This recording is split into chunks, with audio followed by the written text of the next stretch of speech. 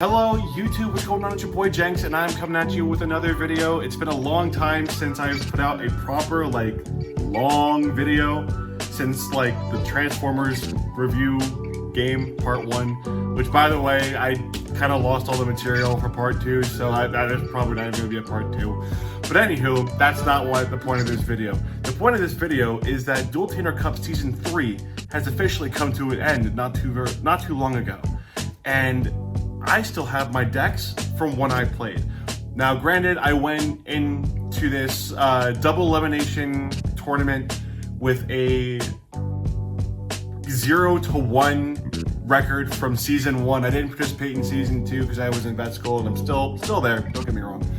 But we went into this cup and we did so much better than I thought we really could do. And I'm gonna start off my deck profile series with this season with the one deck that got me the dub at game 5 of my first round. And that was the mesh, and you will not believe this, of Infernoid and Salamangreat. How do these two archetypes mesh? One of them is fusion based, the other one is link based. And we don't allow links in this format. So how did that work?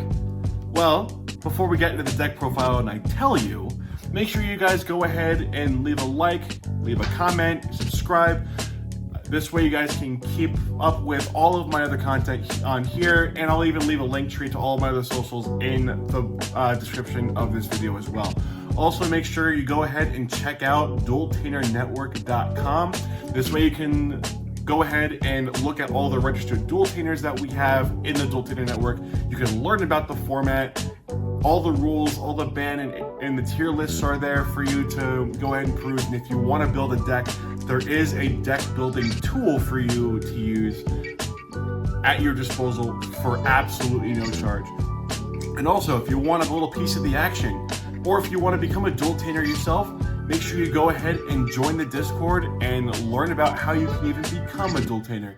That information should also be on the website, but websites change. At the time of recording, that's just what it's in my head. But without further ado, let's get into this deck profile. Alrighty, and before we get into this deck profile, make sure you guys go ahead and leave a like and subscribe, and make sure you push that notification bell so that whenever I post another deck profile video like this, or another short, because I tend to do that a lot more often, this way it kind of keeps you up to date with all of my content. And without further ado, let's go ahead and get into it. I'm going to start off with the Salamangreat stuff, because Salamangreats are absolutely a bussin' archetype. Absolutely love them, and I gotta start off with some of my combo starters. First one is, of course, the Salamangreat of Fire. Yes, I know it's a little funky. It's a proxy. We are allowed to use proxies in dual trainer format in case you are on a very low budget for a new deck, or you just can't afford the new cards right now, or whatever the case may be. You are allowed to print off proxies as long as you can read them properly, kind of like this. The only thing I'd say is wrong with this is the attribute. That should be fire, it should be red, but there must have been an issue with the printer, so whatever. But Salamangreat of Fire, absolute banger of a card. It's your searcher for anything Salamangreat monster level 4 or lower, and really use that to get something like this next guy right here, Salamangreat Weasel. Weasel is one of your tuner monsters, and that's really what kind of makes this deck drive so well, is that the whole entire deck is a synchro deck with a couple of fusions, of course, because we can't neglect the Infernoid fusion control. We really can't. But this deck is mainly synchro based, and we did use Salamangreat Weasel a lot. We were able to get him into the graveyard or get him to hand using Salamangreat of Fire, or my next combo starter Salamangreat Gazelle. Salamangreat Gazelle is such an amazing card with this deck to have in your opening hand, because it really can get you started for such amazing plays. And as long as you are one to kind of have the right at the time that you play Salamangreat Gazelle, that you can get, and I can even explain the combo. When you normal summon Gazelle, you would normally send Salamangreat Falco, and Falco, if there is a Salamangreat spell trap in the grave, you can reset that, or you can use its other effect to return Gazelle back to hand. This way you have another normal summon for your next turn, and you're not wasting that, and you have a decent defense. Another way to get cards into the graveyard is with Salamangreat Spinning. Such an amazing classic Salamangreat card, gives you a 500 point boost. Also, it can resurrect itself from the graveyard as long as you have a Salamangreat monster in or on the field, which is absolutely insane, especially for your synchro plays if you can get those off. And of course, the OG Salamangreat starter for our next card is Salamangreat Foxy. Foxy introduces a little bit of like proper gamble into the deck. It gives you an opportunity to look at the top 3 cards of your deck, and if you get a Salamangreat card from amongst them, great. If you don't, it gives you an opportunity to shuffle the deck, randomize everything in case you didn't have the best hand, and you can increase your chances potentially of getting what you need in further turns. Now, I mentioned this boy before, but Salamangreat Falco is such a key component of kind of keeping yourself alive with this deck, because if you normal summon your your Gazelle, you usually send Falco. By sending Falco, you can return, like I said before, you can return Gazelle back to the hand and then get this boy in defense mode. If you have other plays that you can get off as well to kind of build up a defense, then absolutely phenomenal. But if you were to get, let's say, Falco onto the field and you had another bird in hand, like your Salamangreat Fowl, you can easily special summon this boy from your hand. And he has a wonderful effect that lets you just turn off a spell or trap from your opponent, which is absolutely insane. And then, of course, another beautiful combo starter for all your synchro plays, or at least a combo extender, really, is Salamangreat Tiger. Salamangreat Tiger has saved my butt so many times with this deck, and throughout my entire time playing in the Dual Tanner Cup Season 3, whenever I saw this card in hand, I was always a happy camper, just because he is a tuner. You can discard anything Salamangreat from your hand, any one thing that's Salamangreat from your hand, just to free special summon. And he can adjust his level up or down by 1, which gives you access to more synchro plays if you need, which is awesome. And if you have another fire tuner on the field, you can use him as a non-tuner, as long as you're special summoning, as long as you're special summoning a fire monster from the extra deck, which is awesome. And then we can't not have the jank of the Salamangreats without the double Emerald Eagle. I play double just kind of for consistency. If I were to play 3, because you are allowed to play 3 of Salamangreat Emerald Eagle in this format, but I feel like if I drew into 1, it would be a major brick. And there's another tech option that I use to kind of help sort this out. But 2, I feel like, is a very, very good ratio for this deck. And also, it's a great way for you to just blow up all of your opponent's special summon monsters from the extra deck. If they have a good chunk of them out, or if there's a problem card, you just ritual summon using Emerald Eagle to bring out Emerald Eagle, and then you get that effect. You don't get the Link monster effect, unfortunately, because Links are banned in this format, but that's really just an amazing tech option. Now, we're gonna move on to the spells. And of course, you can't have a Salamangreat deck without Salamangreat Circle. This is a phenomenal card to run, because just like Salamangreat of Fire, this is your OG searcher to get any Salamangreat monster that you need, except like the only difference is you're not really restricted with this. With Salamangreat Fire, of course, if you've played Salamangreats, then you understand you are a little bit more restricted. Another phenomenal card to run is Will of the Salamangreat. This gives you an additional special summon during your main phase of a Salamangreat monster. That's either from your hand or from your graveyard. So it's a phenomenal way for you to extend your synchro plays. And if you need to get an additional body on board for defense, you have the resources in hand, or if you need the resources from grave, absolute beautiful way to get that out. Speaking of getting resources out, this is such a banger of a card. Salamangreat Charge. It's a quick play spell that allows you to get 3 of your banished or in your graveyard fire monsters, shuffle 2 of them back into the deck and special summon the last. So now you have an extra body on board for protection, but also it's great recursion. And you can even get this set back to your side of the field in later turns using Falco.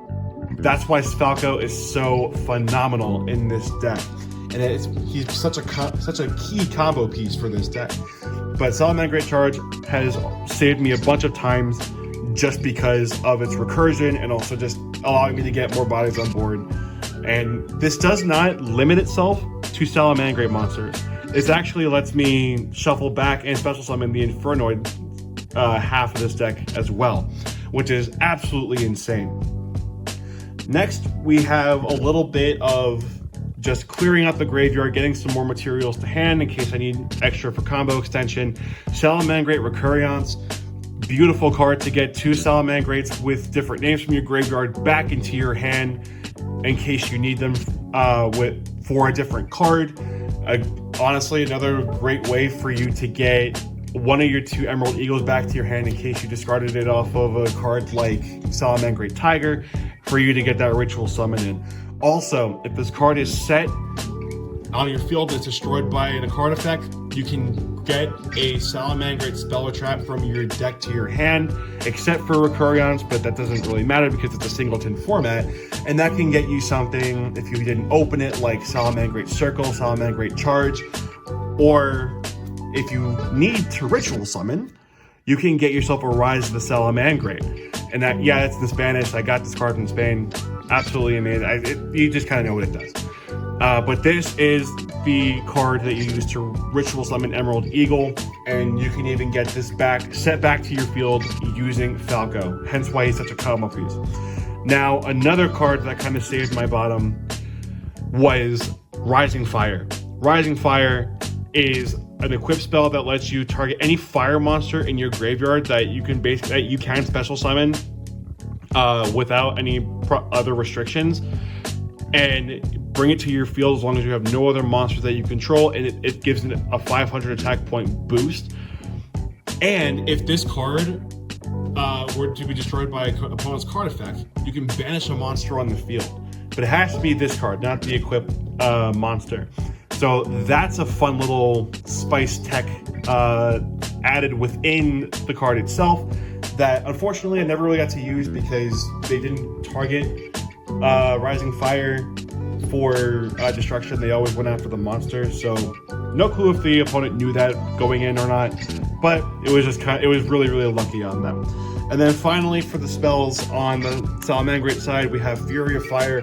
Great way if you have a tuner and non-tuner in grave that are both Salamangreat cards, or Salamangreat monsters. You can special summon them in face-up defense, but negate their effect, and you can only special summon from the extra deck once for the rest of the turn.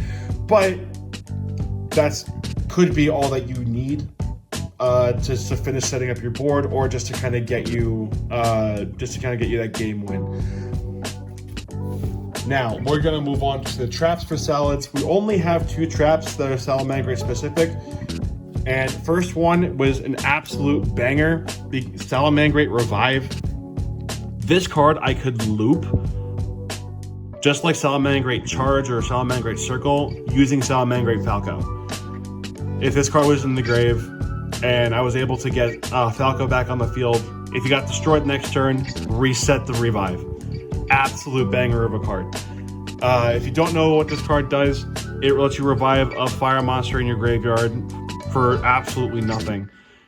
So it's a beautiful card. I love this card in my deck.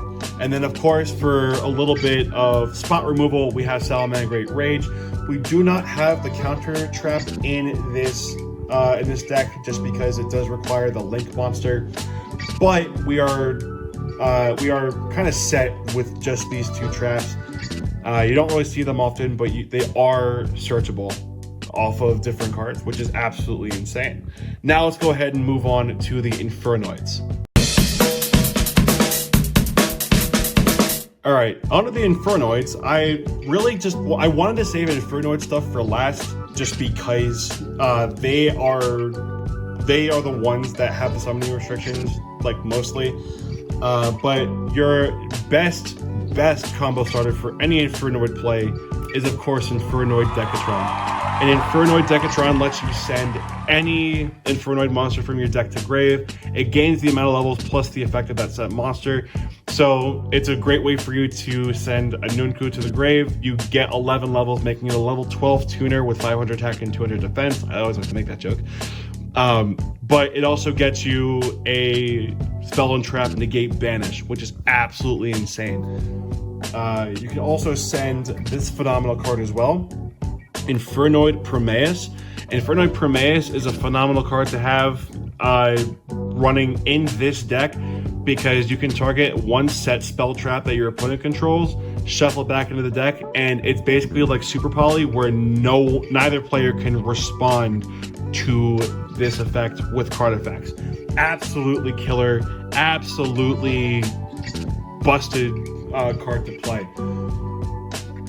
Then you have your level 2 Infernoid Antra. Great beefy boy for defense if you need it. It's hard to get, well, I don't say it's hard to get, but with this format, it can be a little bit more difficult to get monsters out on the field with more than 2,000 attack.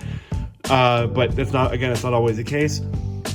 But this has a wonderful effect also where you can target a face-up card that your opponent controls and return it back to the hand. So you can avoid destruction effects with other cards, and keep your opponent from doing more things on your turn. Then you have your level 3 Infernoid Harmonique. Infernoid Harmonique, for the cost of its attack that turn, which means you cannot attack the turn that you activate this effect, you can destroy one monster on the field. Great for spot removal, but again, it's an Infernoid monster, which means it has a level 8 restriction. If all your monsters on your field are level 8 or lower, then you can special summon it by banishing from hand or graveyard. That being said, another key partner in the Infernoid process is Infernoid Patrulia. Patrulia does the exact same thing as Harmonique, except instead of monsters, it's spells and traps. So you get a once per turn spell and trap pop with this versus a monster, and you get a little bit of a beefy attack for a level 4 1800, which is absolutely insane. And then of course, I do not play the level 5 just because I felt like consistency would have been a little bit of an issue, plus the effect didn't make sense at the time. But we're going to move on to level 6, Infernoid Jet. Infernoid Jet, absolute banger of a monster, because if this card were to attack, you can make your opponent banish one random card from their extra deck of their choice. And if your opponent can't stop that in this format, especially, like it could really screw up their play. Another big beefy boy, Infernoid Seed Samos. Infernoid Seed Samos I really just used as a 2600 beater. That really is all he was good for, with the exception of his tribute off a monster and banish a card from their opponent's graveyard effect. But that's really all I used him for. Now, Infernoid Atondel, our next Infernoid monster. Beauty of a card. Absolute beauty of a card. If you're going for game, this is such an amazing card to get out of the field. Just because if it destroys a monster in battle, then You can attack it again a second time in a row. There is another Synchro monster that I run in this extra deck for this deck that does the exact same thing, except it's not as beefy. It has 2800. We'll get to that extra deck in a little bit. But Infernoid Tundel also has that effect where you can tribute off a monster like himself if he needs to banish a card from opponent's graveyard. Absolutely insane. And then of course, finally, your board wiper. You have Infernoid Anunku. That's like the bread and butter of the Infernoid plays. Just because if you get him out, you have yourself a tribute off a monster to negate and banish a spell or trap. And when you first special summon him, you get to nuke the entire field of monsters except for himself. So if you need to get rid of some troublesome cards and you can get this boy out in the field, that is like the #1 go-to play for the Infernoids. Now let's go ahead and move on to the spells. We're going to start off with the field spell, Void Expansion. Void Expansion lets you also tribute monsters for the summoning of Infernoid monsters from hand or graveyard by banishing them from the field as well if you need to. Normally with Infernoid monsters you have to banish from hand or grave, but Void Expansion allows you to do it from field as well. Also, it gives you an additional token during each of your standby phases, so you can use that as tribute fodder for something like Infernoid Anunku's negate and banish of a spell or trap. Another key component of this deck, and I chose to keep this card over Infernoid Deviati because it is amazing recursion. Void Breach. It's one of the not brand new, but it's one of the newer cards of Infernoid support that gives attack boost for all of your Infernoid monsters.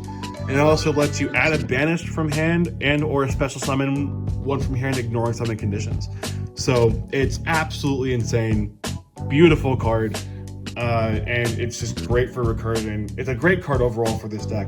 I prefer this over Deviati just because Deviati is a spell and trap wipe rather than this is recursion and getting extra bodies on board, which is I think is a little bit more crucial with this deck. Next you have Void Imagination.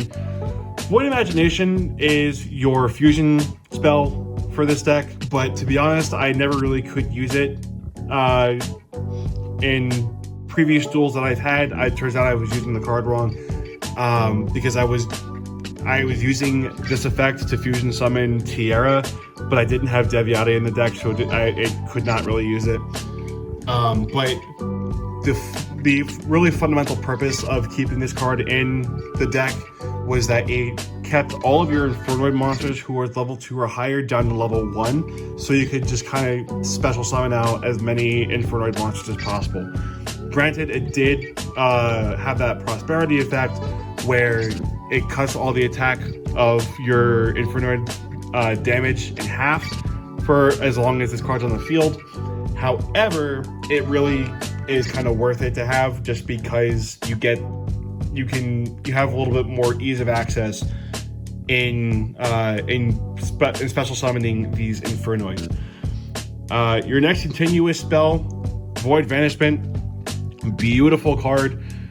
This gets you a search of a void spell or trap, but it limits you to special summoning only Infernoids. So kind of sucks, but it really can get you a couple key cards. One of which is going to be Void Seer. Void Seer is such a major butt saver in this deck because it protects one of your Infernoids from your opponent's card effects, and it doesn't have to be on the same turn. You can use this while it's set on the field. You can activate it and then send it to the graveyard, and then you can also banish this instead of having one of your Infernoid monsters destroyed by card effect. So one of your great targets to search off of Void Banishment. Another great one, and I always go for this card. And if I need it, and that's Void Feast. Void Feast lets you special summon out Infernoid monsters from your deck whose levels are equivalent of 8, and it ignores all the summon conditions. So for me, my targets were always Infernoid, Decatron, Harmadique, and Patrulia, and then use Decatron's effect to dump the Anunku. This way you have a spell, trap, negate, and banish. And then of course another card in Spanish, but Eye of the Void. Eye of the Void lets you free special summon an Infernoid monster from your hand, which would be great if you need discard fodder, or if you open with a Nunku in your hand and you have that card as well, you can free special summon out a Nunku, no problem, and use the effect on special summon to wipe the board of monsters. So absolute banger of a card to play. Seriously, absolute banger of a card. And that's it for the Infernoid side. I'm going to move on to tech options now. Now for tech options, I don't have too much. It's just 6 cards. Most of them are spells, but we're going to start off with monsters just because that's the theme. We only have one, and that's Mathmech Edition. Mathmech Edition is a Cybers type monster that he's a wonderful extender for any and all synchro plays, as long as you use his effect to only go into Cybers monsters, which totally is fine considering the extra deck that we have. It's a great way to kind of kickstart those synchro plays. Next, we go on to the spells. Spells, pre-preparation of rites. Beautiful card to play in this because it gets you 1 copy of your Emerald Eagle and your 1 copy of the Ritual spell. Then we have Monster Reborn. Great for combo extension. Especially if you need to continue getting monsters on board to synchro summon. If you need to get those extra tuners out, feel free. Like, this is like your free ticket for that. Or if your opponent has a tuner monster in their graveyard, or a monster in their graveyard with a level that you need, easy, just steal that from the graveyard, boom, Monster Reborn it, and you can go on with your synchro play. Now, not also from the graveyard, but just stealing from your opponent while we're on the subject, we have Change of Heart. Change of Heart is a phenomenal card to use. It is tiered in this format. It is not banned. It is also not on the exceptions list. You're only allowed to play 1. But it's a great way to kind of deal with problem cards, or to bait out problem cards. Or if you need to use... Let's say your opponent has a level 4 or 5 monster, and you have you have Salamangreat Weasel as a tuner on your field. You can easily get that card on your side of the field and then distribute it off for the synchro summon. Beautiful card to use. Absolute beautiful card. Now, this next card is a little funky. It's the last spell for the tech options, but you'll understand why I run this when you see the extra deck. And that is Polymerization. Now, I said earlier that in Void Imagination was really my fusion card for the deck, because that's the Infernoid fusion card. However, I do run a Polymerization here just because there's one little spicy tech option that I run in the extra deck that helps out with negation as well, and we will get to that in the extra deck in just a moment. Now, for traps, this will be the last one of the tech, but we have Heavy Storm Duster. Beautiful way of just spot removal of spells and traps. And if you were to use this on your opponent's turn, you don't really care about the restriction of you can't conduct your battle phase this turn, because you don't have a battle phase that turn. It's your opponent's turn. So beautiful card for you to run in this deck, just to have some extra spot removal. Now that we're done with the tech options, let's move on to the extra deck. Okay, so moving on to the extra deck. This card is again, I have a lot of these cards either in English, Spanish, or possibly Italian. Oh, definitely Italian, I know. But we have a level 5 Shiranui Sword Saga. This is a beautiful card to get out because it lets you change one of your opponent's monsters, along with this card as well, their battle position from attack to defense, or in this case it would just be attack to defense. But beautiful card if you need lower numbers to beat over beautiful card to get out. Next one has won me some games, and very, very ironically, but if I need to get rid of some problem cards, I played this card, Vulcan the Divine. Vulcan the Divine is a level 6 Beast Warrior Synchro monster that when it's special summoned, you can return 2 cards on the field that are face up, one from your opponent and one on your side, back to the hand. And it does not have to be Vulcan the Divine, but you can target him for this effect. It's totally fine.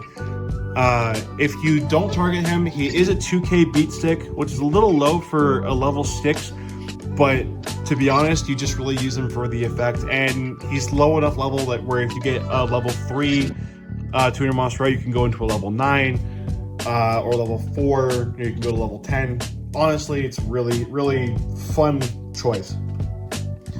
Now, another fun little tech option, and I run this card in Drytrons just because I was looking at deck lists and I saw this was a phenomenal tech option just to run if I want to whiteboards, like entire boards. And this is I run Black Rose Dragon. Black Rose Dragon is the Zeus of the format. It really is. As soon as you special summon Black Rose Dragon, anybody who's gone up against this card, who has used this card, knows that it just wipes the field entirely of everything, including itself. So if you need a clean slate to kind of get things started, Black Rose Dragon, or if you need like a last minute like saving grace, Black Rose Dragon is a phenomenal, easy card to go into because it's a level 7 synchro, and that's so easy to do with this deck. Another level 7 synchro, and this is kind of one of the materials I use for when I mentioned polymerization, is Gaia Blaze the Force of the Sun. Gaia Blaze the Force of the Sun is such a goated card in this format. It's an easy level 7 synchro, super, super easy. If you were to destroy a monster by battle, you can attack again in a row, and depending on how many monsters you destroyed in battle during the battle phase, you can take 2 fire monsters in your graveyard and just add them back to your hand. Goated card. Beautifully goated card. Easy way to get starters back into your hand from your graveyard if you couldn't get them in there before. And it's a 2600 beater, so if your opponent can't beat over that, or if even 2100, then you're still kind of safe, which is absolutely awesome. Next, we're going to go into the final level 7 that I'm running, and this is for any sort of last minute saving grace, I gotta go for game synchro summon, and that's level 7 Rampaging Smash Tank Rhino Saber. Machine type fire level 7 synchro with 2400 attack, but if you were to synchro summon him, you can discard any number of cards from your hand, and for every card discarded, it gains 700 attack. The most amount of attack points I was able to give this card, or I was able to go up with this card with, was 4,400, I believe. I could be wrong on that, but it was somewhere over or around like 4,400 attack for just this one card, and that's a permanent attack gain. It's not until the end of the turn, which is absolutely busted. And if this card were to battle, you can send this card to the grave and special summon monsters whose levels equal 7 between the 2 of them. So if you want to get extra synchro extension or just extra bodies on board, phenomenal way to do that. Now, we are moving on to the level 8s in the synchro, into the synchro pile. And this card saved my butt in Game 5 of Round 1 in Dual Tuner Cup Season 3. And it took so long, you can watch the video on Dual Tuner Network's YouTube, but it took so long to get there, but we eventually got it, and we got the dub with the Crimson Plater. Crimson Plater is an untiered card, and it's not banned, but it's a level 8 synchro that when you destroy one of your opponent's monsters in battle with it, you stop them from summoning anything level 5 or higher, whether that be normal or special summoning during their turn. Absolutely goated card. It won Game 5 of my first round, and I was able to take the dub for that round and move on to the next. Another fun little tech option is Geomathmech Magma. Magma is a fun little spell and trap pop. If you destroy a monster by battle, you can target 2 spells and traps on the field and destroy them. But his other effect to search out a Mathmech spell or trap, don't really use it because I don't run this Mathmech spell or traps. I only have the one Mathmech edition. Now, your starter synchro for this deck is Salamangreat Burst Griffin. Salamangreat Burst Griffin is a level 8 synchro, easy, super easy to get into, and he's a fun little, I'm helping you revive more stuff to kind of continue synchroing off, because his effect is you can target a level 7 or lower fire monster in your graveyard, special summon it, and then subtract the difference of levels from that monster from this card.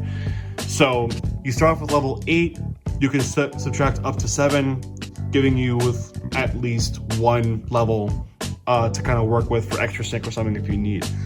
And he is recurable using other Salamangreat spells, like not like Recuriance you could do, or Fury of Fire.